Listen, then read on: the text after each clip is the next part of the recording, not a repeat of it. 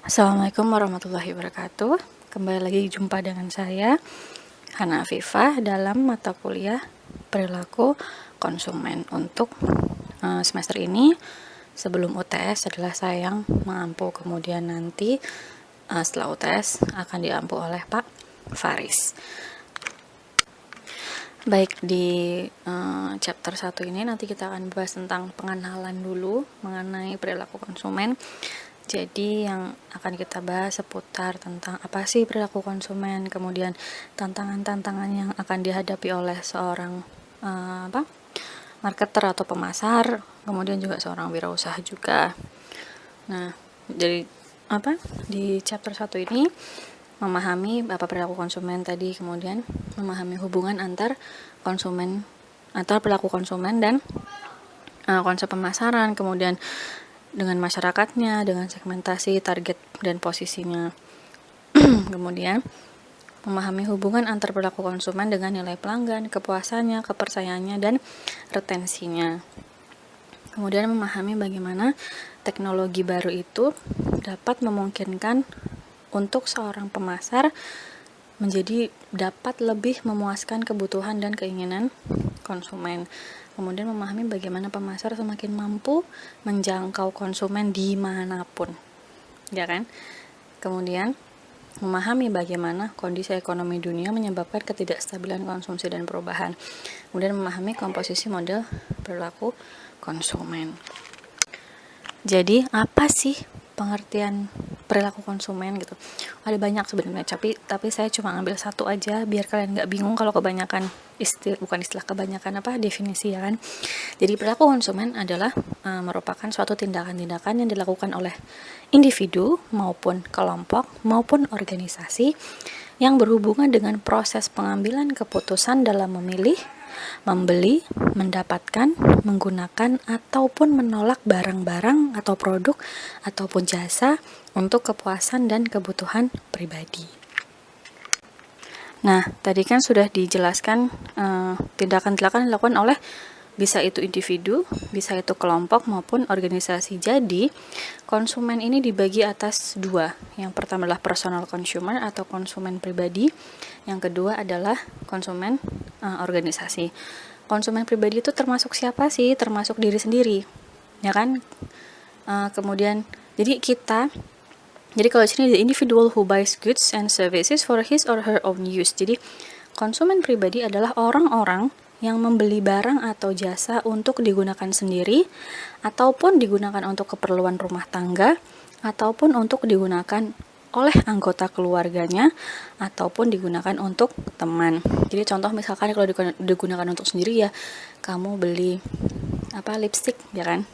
Kalau perempuan beli lipstick untuk digunakan kamu sendiri. Atau untuk keperluan rumah tangga, misal kamu beli kulkas untuk dipakai di keperluan rumah tangga, atau sapu atau pel. Kemudian untuk digunakan anggota keluarga, misal kamu beli sabun, sampo, kan digunakan bersama-sama dengan anggota keluarga kamu. Kemudian atau untuk teman, misalkan kamu mau membeli hadiah untuk temanmu, misalkan saya mau beli bisa kalau ngasih hadiah baju, misalkan beli baju untuk temanmu. Untuk hadiah temanmu itu termasuk kamu adalah seorang konsumen pribadi. Nah, berbeda dengan organizational consumer atau konsumen organisasi, di mana konsumen organisasi adalah sebuah bisnis atau sebuah lembaga pemerintah atau sebuah lembaga lain, terserah mau lembaga profit ataupun non-profit, yang membeli barang atau layanan atau peralatan yang diperlukan agar organisasi tersebut dapat berjalan. Contoh konsumen organisasi adalah UNU. UNU kan sebuah organisasi. Universitas Nahdlatul Ulama itu sebuah organisasi. Mereka membeli lemari untuk berkas, untuk menyimpan berkas. Nah, itu berarti yang beli siapa? Apakah yang beli adminnya pribadi? Kan tidak. Apakah yang beli dosennya pribadi? Kan tidak. Jadi yang beli itu atas nama UNU. Nah, UNU itu termasuk konsumen organisasi. Dia membeli lemari berangkas atau lemari berkas untuk menyimpan berkas UNU. Nah, itu contohnya. Oke, kemudian development of the marketing concept. Jadi, perkembangan konsep pemasaran dari mulai yang jadul dulu, yaitu orientasi terhadap produk, kemudian orientasi terhadap penjualan, kemudian sekarang yang tren marketing sekarang adalah konsep pemasaran yang baru. Oke, kita lihat untuk product orientation atau orientasi pada produk. Jadi zaman dulu itu cara pemasarannya itu fokus terhadap kemampuan produksi. Kemudian yang kedua, permintaan konsumen melebihi pasokan. Jadi banyak consumer demand exceeded supply. Jadi banyak yang permintaannya itu lebih tinggi daripada produksinya. Makanya dulu itu fokus kepada produksi yang banyak biar terpenuhi permintaan konsumennya. Kemudian tahun 1950 fokus terhadap penjualan. Pasokan melebihi permintaan pelanggan. Jadi karena dulunya itu fokus pada produksi terus sampai memenuhi kebutuhan pelanggan yang pada akhirnya malah kebablasan, ya kan? Kemudian karena kebablasan, akhirnya orientasi kepada penjualan. Bagaimana caranya produksi-produksi yang banyak ini dapat terjual, gitu. Nah, kemudian bagaimana caranya biar agar terjual sih, ya kan? Akhirnya terfikirlah untuk fokus kepada customer, fokus kepada pelanggan. Bagaimana caranya menentukan kebutuhan dan keinginan untuk target pasar tertentu. Jadi kamu tahu target pasarmu siapa, kemudian produk apa yang cocok untuk mereka, atau kamu punya produk itu, kemudian kamu mensegmentasikan dan memilih target pasarnya siapa yang cocok untuk produk kamu. Kemudian setelah itu kalau kamu udah ketemu target pasar, kamu menjual terhadap konsumen targetmu. Nah, bagaimana caranya kamu memberikan kepuasan terhadap mereka lebih baik daripada produk kompetitor yang mungkin produknya sama kayak kamu. Contoh misalkan kan sama-sama produksi HP. Yang ada Apple, ada Samsung, ya kan, iPhone, Samsung, Vivo. Nah, mereka kan sama-sama produksi HP, tapi sekarang berlomba-lomba bagaimana caranya memuaskan target pasarnya atau memuaskan pelanggannya daripada kompetitornya, begitu. Nah, marketing konsep yang terakhir ini termasuk kepada societal marketing konsep. Jadi konsep pemasaran yang berorientasi kepada sosial, di mana di situ kita consider atau memikirkan hubungan baik jangka panjang terhadap pelanggan gitu. Jadi bagaimana pelanggan itu punya ketertarikan terhadap kita untuk jangka panjang. Jadi tidak cuma tertarik pada saat ini saja. Contoh misalkan pelanggan siapa, Samsung. Dulu waktu Samsung masih ngeluarin Samsung mulai S1 ya kan, S1 ya saya juga nggak tahu, S1 lah contohkanlah. Nah, bagaimana caranya waktu itu Samsung mengeluarkan handphone seri S1, kemudian pelanggan konsumennya tetap tertarik, tapi tertariknya bagaimana caranya konsumen tersebut tertarik tidak hanya kepada produk Samsung S1, tapi bagaimana tertariknya itu dalam jangka panjang. Jadi ketika Samsung mengeluarkan S2, S3, S4 sampai sekarang S11, itu konsumen tersebut tetap setia terhadap Samsung, membeli produknya Samsung ketika S1, kemudian ada keluar S2, dia jual S1-nya, dia tukar jadi S2. Kemudian S3, S4, S5 dan seterusnya. Begitu. Kemudian untuk lingkup konsep pemasaran dalam perilaku konsumen ini adalah ada consumer research, ada segmentation, ada market targeting atau target market, dan ada positioning. Nah, ini saya yakin kalian sudah belajar sebelumnya ya. Kayak sebelumnya sudah ada mata kuliah manajemen pemasaran kan. Jadi kayak segmentasi, target pasar, positioning, saya rasa kalian sudah cukup paham di situ. Nah, consumer research atau riset konsumen ini adalah proses dan alat yang digunakan untuk mempelajari perilaku konsumen. Jadi proses dan alatnya untuk mempelajari perilaku konsumen di mana ya? Consumer research gitu. Riset konsumen. Kemudian segmentation ini juga sudah belajar di semester 3 kalau nggak salah di manajemen pemasaran, di mana segmentasi adalah membagi-bagi pasar menjadi subset konsumen sesuai dengan kebutuhan dan karakteristiknya gitu kan. Nah, biasanya segmentasi ini didasarkan pada demografik, biasanya sesuai dengan umur, gender, status sosial, lifestyle, pekerjaan, dan lain-lain. Misalkan kayak kamu punya, misalnya kamu mensegmentasikan pasar sesuai dengan umur. Kemudian kamu ada umur kan, ada yang umur bayi ya kan, balita. Nah, kemudian misalkan ada susu. Saya pernah deh ngejelasin kayak gini. Susu bayi sudah ada. Kemudian susu balita ada, susu remaja ada, susu dewasa ada. Ternyata ada segmentasi di mana umur manula. Ternyata kok belum ada susu untuk manula ya. Nah, di situ kamu bisa melihat peluang di mana terdapat pasar tapi tidak ada produk. Nah, terus kamu riset lah kan di situ, manula sebenarnya butuh susu nggak sih? Susu seperti apa yang mereka butuhkan. Nah, setelah segmentasi, kamu tadi target pasar. Jadi, kamu menargetkan, oh saya mau target pasarnya manula. Tak kasih, saya mau memproduksi susu untuk manula karena mungkin manula belum ada produk susu. Nah, atau mungkin manula sudah punya produk susu, tapi ternyata susu untuk misalkan susu untuk kalsium, untuk apa? Tulang, ya kan? Oh, belum ada nih susu untuk kesehatan jantung, ya kan? Namanya manula kan penyakitnya banyak ya kan? Jantung, liver ya kan? Kemudian pengapuran, tulang, macam-macam. Nah, kamu bisa nih menciptakan produk susu untuk masing-masing fungsi tulang, fungsi jantung, untuk fungsi liver dan macam-macam. Nah, kemudian yang terakhir ada positioning, di mana setelah kamu punya produknya, kamu tahu target pasarnya, kamu menciptakan produknya sesuai dengan kebutuhan target pasar, kamu harus bisa memposisikan dirimu di tengah-tengah konsumen itu, ya kan? Bagaimana caranya kamu itu bisa terlihat outstanding atau terlihat wah di mata konsumen di antara kompetitor-kompetitormu. Mungkin yang lain sudah ada produk susu, ya kan? Tapi mungkin susunya tulang, susunya jantung, susunya untuk liver. Kayaknya belum nih susu untuk orang pikun misalkan kan gitu. Oh, susu ini bisa memperlambat kepikunan manula misalkan.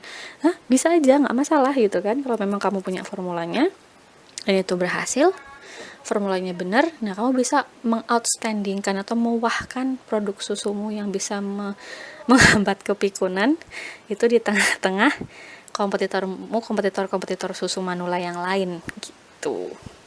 Nah, jadi pinter-pinter kalau positioning ini, pinter-pinternya kita mengkomunikasikan keunggulan produk kita terhadap konsumen kita atau target pasar kita.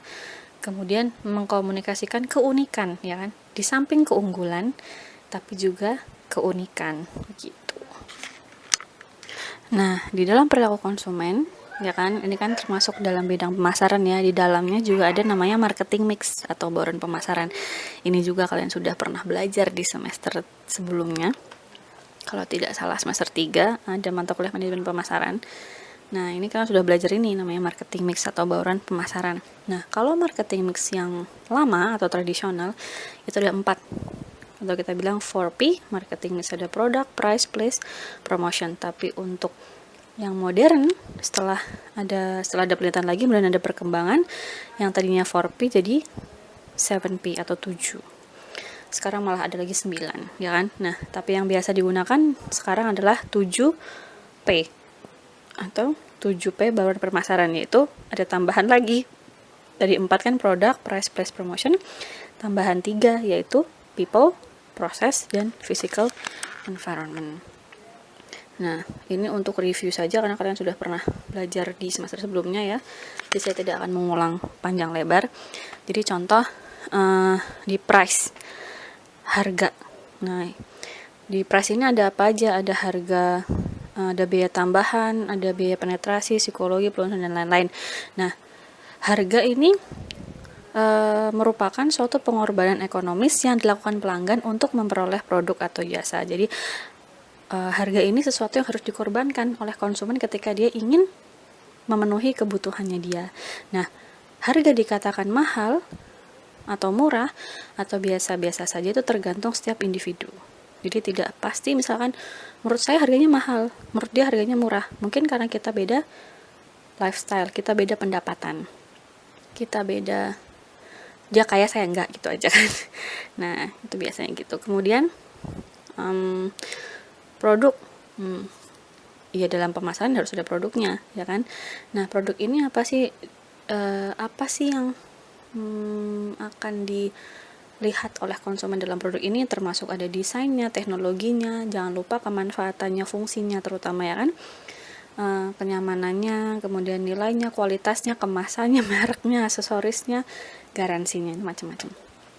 Nah, jangan sampai kamu fokus terhadap keindahan produk, ya kan, biar matanya konsumen itu tertarik, tapi kamu kehilangan fungsi sesungguhnya dari produk tersebut.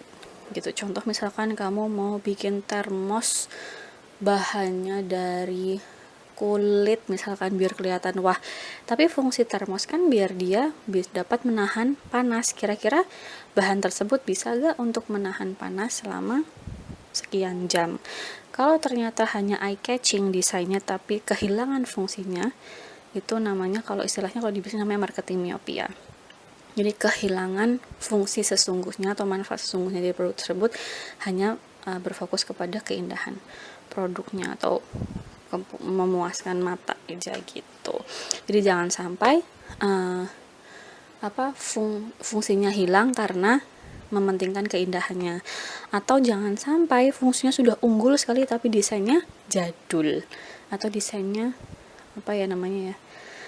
nggak keren gitu kan. Jadi harus desainnya pun keren, indah dipandang mata, compact dalam arti mudah dibawa atau mudah dipegang gitu kan, tidak terlalu besar, tidak terlalu kecil gitu kan. Kemudian juga terutama keunggulan produknya, manfaat produknya, fungsinya, jangan lupa. Nah, kemudian promosi. Nah, kalau kamu sudah punya produk yang keren, produk yang unggul, yang wah gitu kan, tapi kamu nggak bisa mempromosikannya, kan akhirnya ya gimana konsumenmu mau tahu, ya kan? Apakah promosi harus face to face, door to door? Nggak, sekarang bisa mempromosikan lewat Instagram, ya kan, sosial media, kemudian macam-macam, bisa endorsement, ya kan, bisa story WA kan sekarang, macam-macam, ya kan. Nah, bagaimana cara promosinya biar menarik gitu kan? Ya ada banyak cara promosi, termasuk misalkan ada special offers, penawaran khusus. Misalkan kalau kamu beli 3 dapat bonus apa, itu kan penawaran khusus gitu. Misalkan kayak beli jilbab 3 dapat tas cantik, itu kan juga penawaran khusus. Itu termasuk salah satu promosi, menarik pelangganmu, menarik konsumen supaya tertarik, ngapain beli 1 ya kalau bisa beli 3 dapat tas kan gitu. Biar tasnya juga harus cantik, nggak terus karena gratis jadi kamu bikin tasnya atau pouchnya itu abal-abal, ya konsumen juga mana mau beli, ya kan. Gimana caranya bikin hadiahnya itu atau penawaran khususnya itu cantik gitu. Jadi tasnya cantik ya, tapi kan kita beli tasnya doang nggak boleh. Aduh, aku pengen tasnya nih, gimana caranya? Ya kamu harus beli 3 jilbab baru dapat tas kan gitu. Akhirnya yang tadinya nggak mau beli jilbab jadi beli jilbab. Karena apa? Karena dia pengen tasnya. Ada yang kayak gitu, ada orang kayak gitu. Kemudian advertising, iklan. Jadi iklan juga harus menarik. Iklannya di mana? Ya namanya iklan sekarang bisa di mana aja, nggak harus di TV. Kalau kamu punya duit banyak, iklan di TV nggak apa-apa. Tapi kalau pas-pasan ya iklannya di Instagram gitu kan.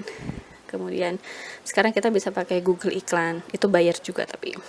Kemudian bisa dengan uji coba, promosinya bisa dengan uji coba. Contohnya misalkan kayak, pernah nggak kamu jalan-jalan di keramaian, kemudian ada orang yang menawarkan, ini mbak dicoba, biasanya lotion, mbak sini tangannya coba lotionnya.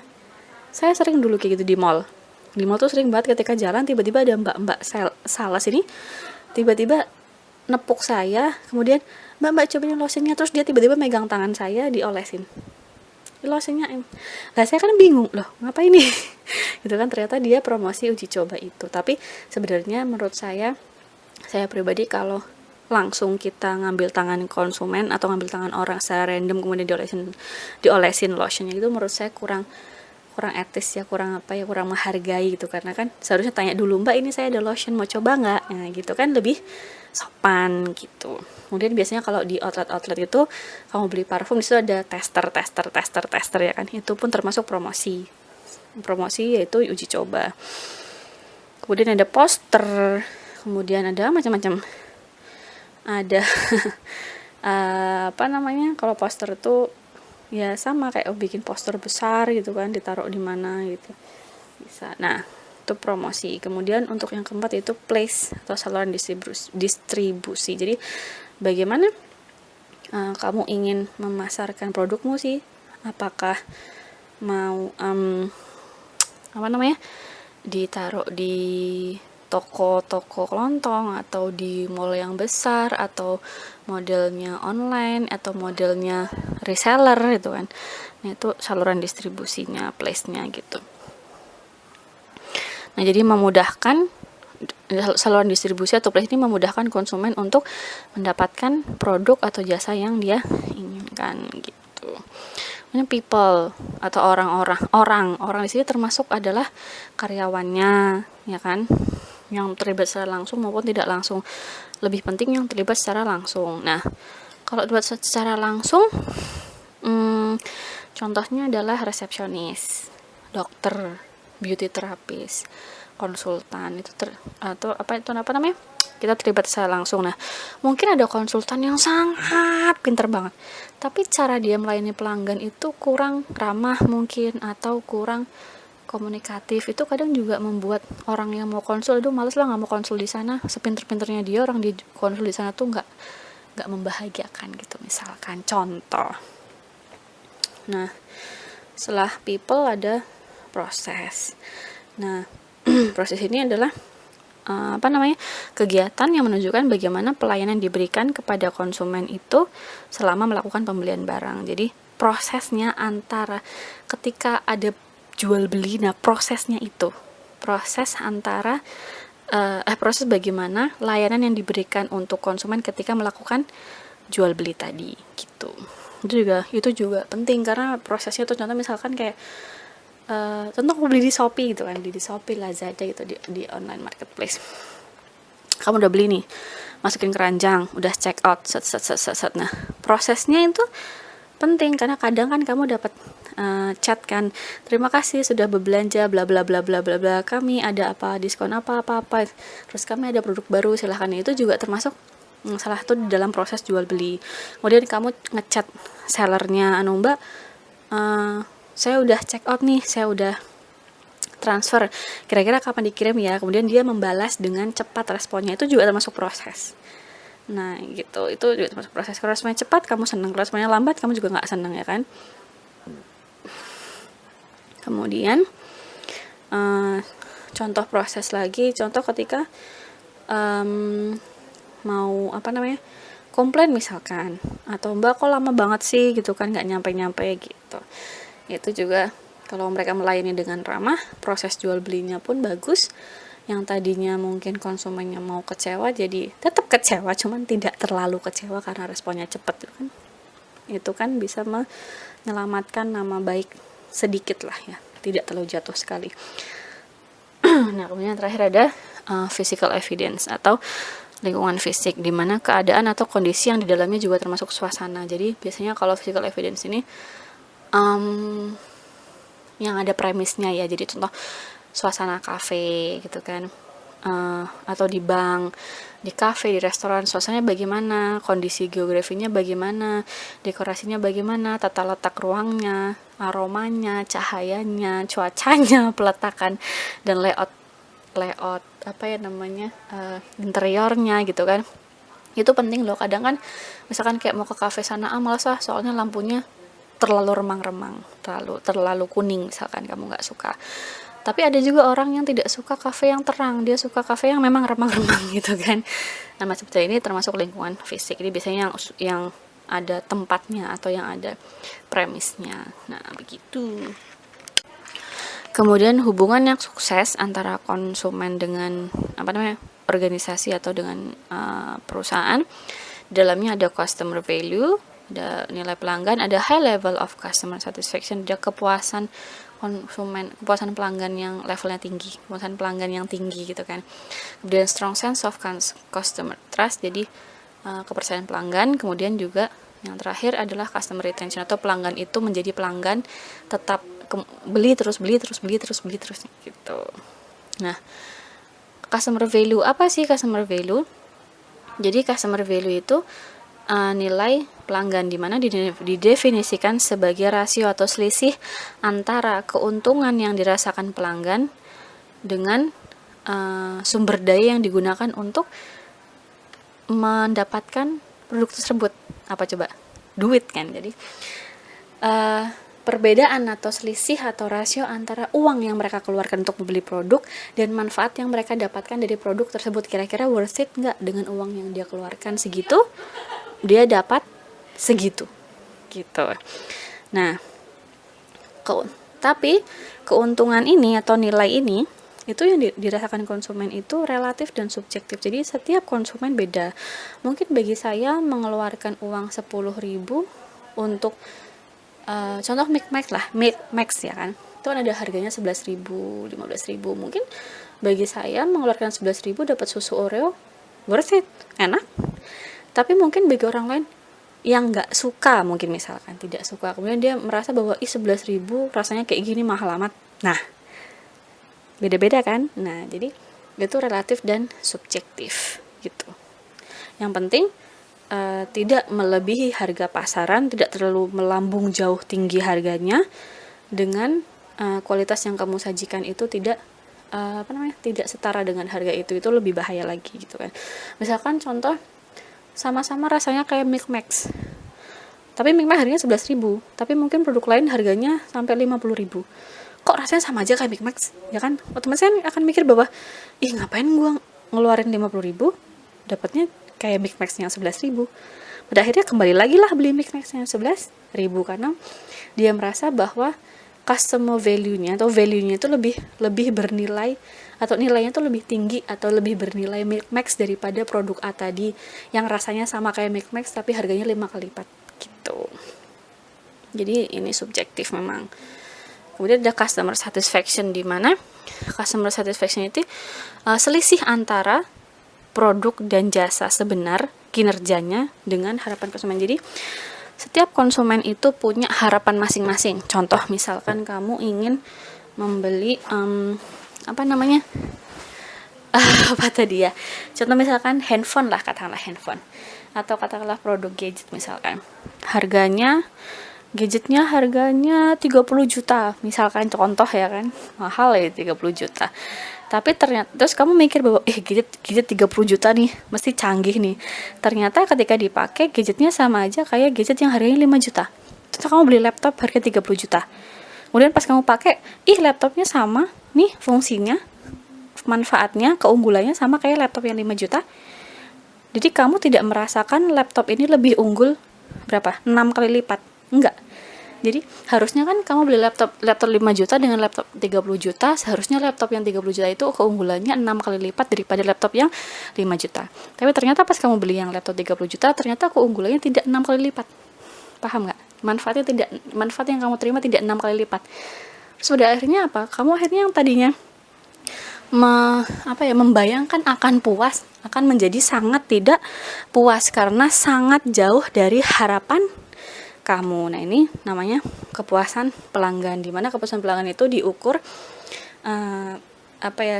cara ngukur simpelnya adalah selisih antara kinerja produk sebenarnya dengan harapan konsumen gitu.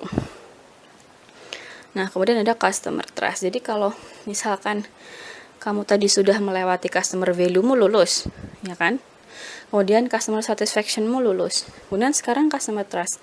Ketika kamu sudah lulus, pelanggan sudah memberikan nilai kamu lebih, nilai produkmu lebih, kemudian dia puas dengan produkmu, maka akan terbangunlah suatu kepercayaan.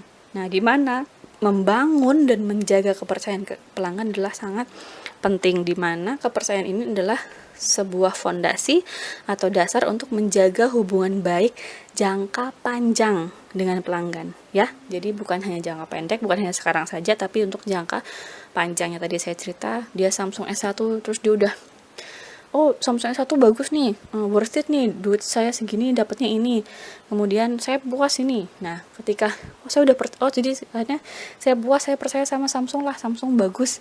Ketika Samsung mengeluarkan S2, dia akan tertarik untuk membeli lagi, ganti S1 dijual, beli S2. Walaupun misalkan kompetitor HP lain mengeluarkan handphone yang canggihnya sama, tapi karena dia sudah percaya dengan Samsung, maka dia merasa bahwa saya beli Samsung aja lah, udah terpercaya gitu. Paham ya sampai sini? Kemudian setelah dia percaya, dia akan menjadi customer retention atau pelanggan yang terus menerus. Jadi selalu membeli berulang-ulang. Nah, di mana customer retention ini akan berkembang menjadi customer loyalty atau pelanggan setia. Di mana pelanggan setia ini adalah kunci dari mana? Nah, pelanggan setia itu akan membeli produk kita lebih banyak atau lebih sering atau berulang-ulang itu selalu. Karena dia udah setia, udah percayanya udah lewat, jadi udah bener-bener percaya banget sampai dia tuh sampai setia gitu loh. Jadi ketika sudah setia itu, mereka akan bolak-balik membeli produk kita. Kemudian mereka jadi kurang sensitif terhadap harga, dalam arti ketika kita mengeluarkan produk yang lebih unggul dengan harga yang lebih mahal, mereka tidak akan memprotes itu. Karena mereka memang sudah setia, sudah percaya bahwa itu pasti bagus gitu loh. Jadi dia tidak akan protes gitu. Kemudian melayani pelanggan setia itu lebih murah. Karena apa? Pelanggan setia itu dia sudah terpatri di otak. Jadi kamu tidak perlu mengiklankan ke dia apapun. Di otak dia sudah terpatri Samsung. Mau ada Vivo, mau ada apa yang lain itu, mereka sudah terpatri di otak gitu. Jadi tidak perlu kamu harus ngirim email setiap hari bahwa Samsung tuh bagus, Samsung nggak perlu gitu. Tidak seperti konsumen baru. Ya kan? Kemudian manfaat yang lainnya yang paling penting adalah di mana pelanggan setia ini mereka dapat menyebarkan berita positif atas produk kita kepada orang lain atau kepada lingkungannya dia dari mulut ke mulut. Jadi karena dia sudah sangat setia kepada produk kita, dia akan ngomong ketika misalnya ada temennya butuh produk yang sesuai dengan kebutuhan, sesuai dengan produk kita, dan dia akan konsumen setia pelanggan setia ini akan ngomong, beli aja produk ini bagus loh, aku udah pakai ini selama 10 tahun. Nah kan dia ngomong terus, dia memberikan sesuatu yang positif kepada dia menyebarkan berita positif atas produk kita kepada temennya tanpa kita suruh, ya kan? Akhirnya kan dia itu seperti seorang marketer yang gratisan, paham nggak? Nah, secara nggak langsung itu kayak gitu. Jadi ketika kamu merekomendasikan produk yang kamu pakai kepada temenmu, secara tidak langsung kamu itu pelanggan setia, di mana kamu menyebarkan berita positif dari produk yang kamu pakai kepada temenmu secara gratis. Kan kamu nggak di-endorse, tapi kamu ikhlas kan, ngomong aja, beli aja ini bagus loh, aku aja udah pakai, gitu kan. Nah, itu kan kamu sedang mengiklankan produk itu, padahal kamu nggak dibayar loh. Nah, itulah manfaatnya pelanggan setia untuk perusahaan gitu. Ini ada contoh top 10 rank US company in terms of customer trust and respect of privacy. Ini nggak perlu dijelasin, ini juga di Amerika juga kan, kamu nggak ngerti ya. Pokoknya dari yang pertama American Express, yang terakhir Nationwide gitu. Ada Apple, Procter & Gamble, ada Postal Service, Hewlett Packard, Johnson & Johnson, Amazon, IBM, eBay, American Express gitu. Kemudian di sini ada customer profitably focused marketing. Jadi keuntungan yang didapat dari konsumen. Jadi ada dari mulai lead paling bawah, yaitu a customer pyramid group customers into 4 tiers. Jadi ada 4. Categorize them into tiers based on consumption behavior. Jadi mengkategorisasikan mereka sesuai dengan perilaku konsumsinya. Kemudian track cost and revenues of individual customer. Jadi kemudian kamu nge-track setiap konsumen ini mereka mengeluarkan duit berapa, ya kan? Kemudian dari situ kan kamu akan tahu labanya berapa. Dari situ kamu tahu orang itu konsumen itu menghabiskan uang untuk produk yang selalu dia beli itu berapa. Nah, semakin dia banyak, semakin jadi kan ada lead, iron, gold, platinum. Jadi konsumen yang semakin banyak semakin banyak dia beli berulang-ulang, dia tergolongnya platinum gitu. Kan ada kan kamu kalau dapat kartu kartu member gitu kan, ada membernya ada member yang perunggu kali ya. Gold yang paling atas kan platinum, biasanya kan membernya apa platinum. Wah, ini berarti member platinum ini yang paling tinggi. Biasanya orang-orang VIP nih yang pakai platinumnya.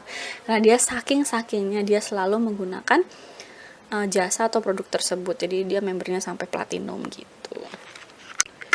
Kemudian ini ada the traditional marketing concept dengan value and retention focus marketing. Jadi kalau zaman traditional marketing concept itu menganggap bahwa buatlah sesuatu yang bisa kamu jual daripada mencoba menjual apa yang kamu buat. Nah, pada sekarang kamu bisa membuat sesuatu untuk dijual itu lebih mudah karena apa? Sekarang ada teknologi ya kan. Jadi menggunakan teknologi yang memungkinkan pelanggan untuk mengetahui apa yang Anda buat. Kemudian kalau tradisional jangan fokus kepada produk tapi fokuslah kepada kebutuhan yang dapat memenuhinya. Tapi kalau yang value atau value retention focus marketing, fokuslah pada nilai produk gitu, serta kebutuhan yang dapat dipenuhi dari produk tersebut. Jangan sampai yang tadi saya bilang marketing miopia, fokus hanya kepada keinginan tapi kehilangan fungsi utama atau kebutuhan yang dapat dipenuhi dari produk tersebut.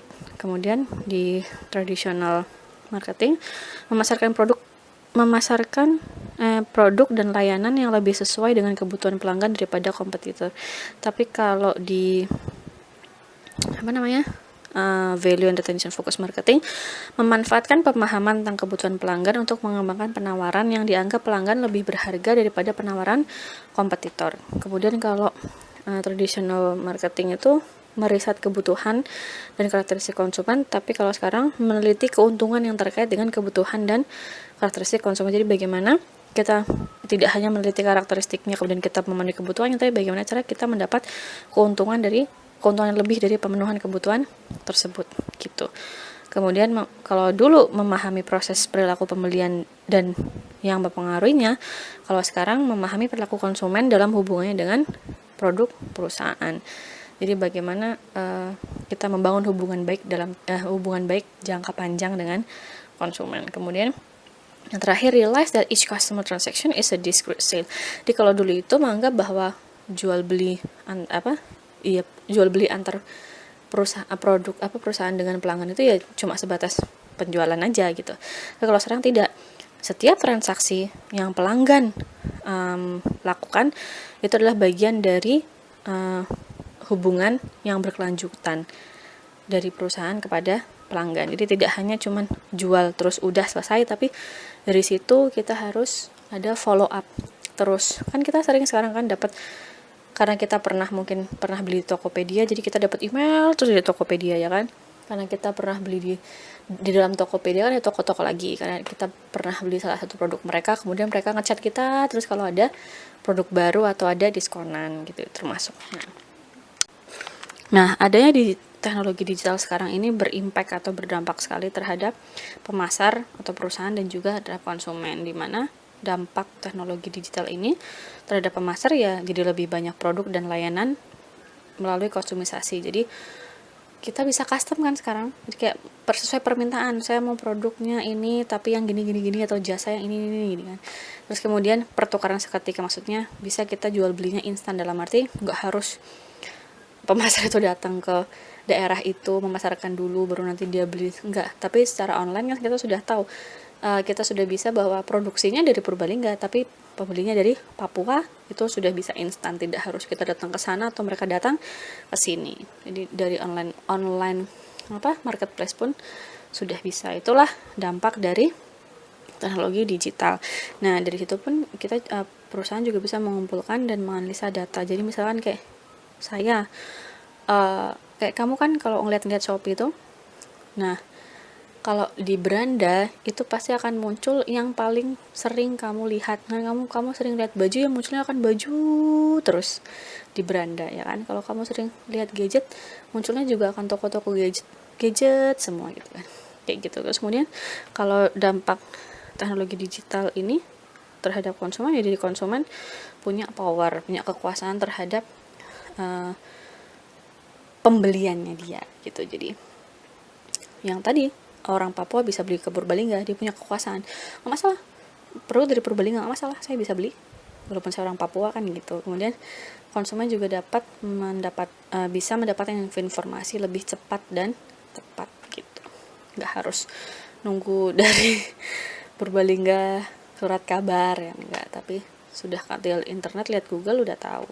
Kemudian gadget, jadi konsumen jadi punya gadget, ada komputer, telepon, GPS, mereka jadi butuh akan hal itu gitu. Terus kemudian ini ada data the mobile consumer, jadi konsumen yang menggunakan mobile, yang konsumen seluler. Jadi yang paling rendah ini, yang paling tinggi US, Amerika, yang paling rendah ini Indonesia. Jadi walaupun kamu kalau lihat Indonesia nih kayaknya banyak banget yang pakai seluler ya kan sekarang, tapi ternyata masih jauh kalah dengan negara-negara di atasnya.